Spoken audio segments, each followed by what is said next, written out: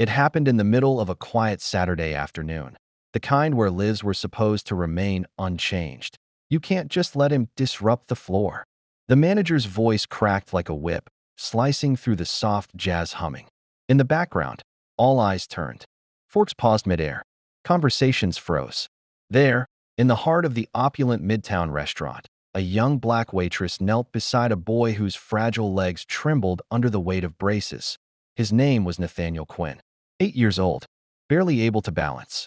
His right hand, curled tightly in his father's expensive grip, trembled with a stubborn hope. The waitress had just done the unthinkable. She had taken the boy's free hand and gently placed it on her waist.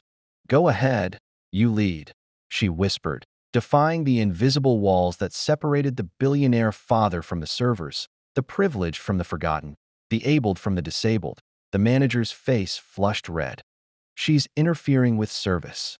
She's going to make him fall." His words weren't really about safety. They were about something else.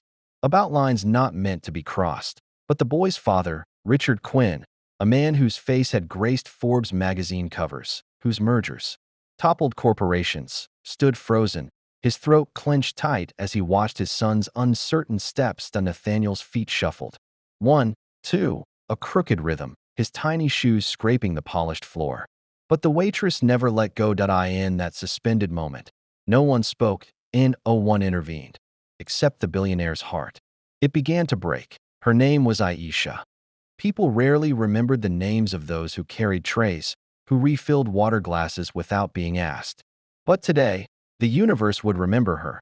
Aisha had come to this job after long nights spent bathing her mother's frail body, lifting her in and out of wheelchairs, watching her spirit dissolve with every stroke of ALS. Aisha knew what it was. Like when hands stopped reaching for you. She knew the ache of being watched but never truly seen. And today, she saw Nathaniel. Not the braces. Not the clumsy limbs. Not the trembling father who kept him safely boxed away from disappointment. She saw a boy who wanted to dance. The staff, the guests, even the pianist whose hands hovered uncertainly above the keys. None dared to interrupt the quiet revolution unfolding before them. But the manager pressed forward, his footsteps heavy with authority. "Step away. Now." His command struck the air like a gavel. Aisha didn't flinch. She tightened her grip around Nathaniel's delicate hands. "He's leading," she said softly. Richard Quinn's jaw tensed. His life was not built on soft rebellion. It was carved. From stone, from firm handshakes and contract clauses. There was no room for things that couldn't be measured that he wanted to speak, to object, to pull his son back into safety. But something in Aisha's gaze, calm, steady, fierce, paralyzed him. Richard Quinn hadn't always been this man. There was a time he stood in sunlit fields, not boardrooms. A time he twirled his wife under the stars without the weight of finance on his shoulders.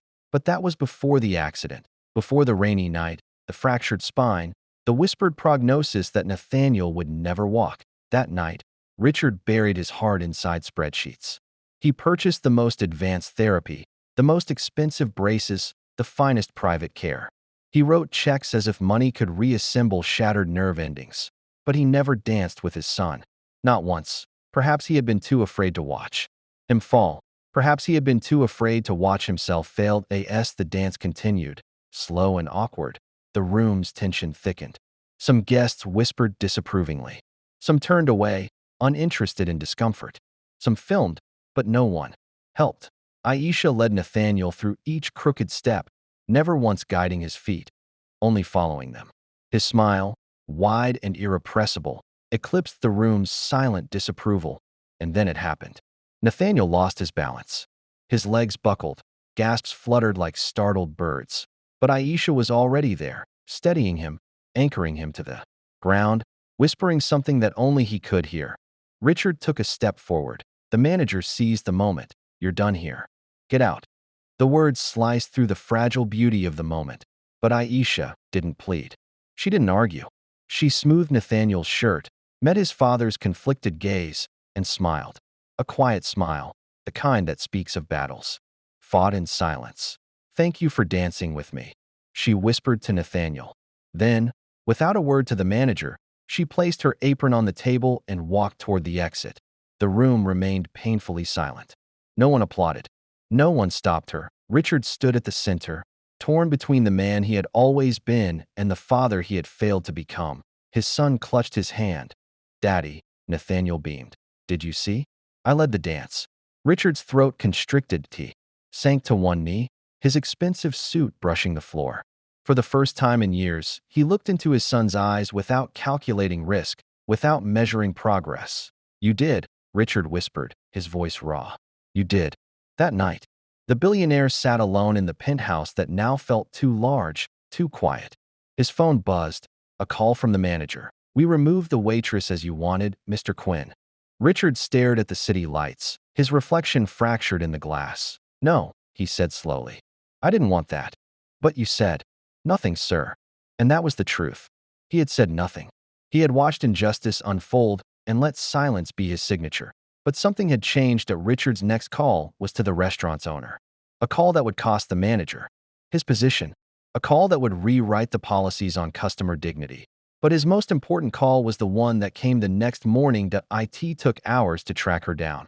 Aisha answered in a voice that braced for rejection. "I want to thank you," Richard began. "You don't have to," she said quietly. "But I do," he insisted. "You reminded me that some dances are worth the fall." Weeks later, the restaurant's grand reopening became a quiet revolution. This time, Nathaniel walked in without his father's hand gripping his shoulder. His steps were still uncertain, his braces still visible, but the staff welcomed him, not with stares, but with space. With music, Aisha had been invited back, not as a waitress, but as the lead of a new inclusion program Richard personally funded. A program that trained staff not to look past people like Nathaniel, but to look into them. Some whispered that Richard's transformation was a PR stunt, that billionaires don't change, but those who were there, those who saw him dance with his son in that same restaurant, knew otherwise. Richard had built empires. But on that polished floor, he built something far rarer, that a bridge between the guarded walls of power and the quiet courage of those who move unseen. Some dances are worth the fall. Silent heroes don't raise their voices, they raise each other. You can spend a lifetime building walls, or you can spend a moment building a bridge. The restaurant became known not for its exclusivity, but for its warmth.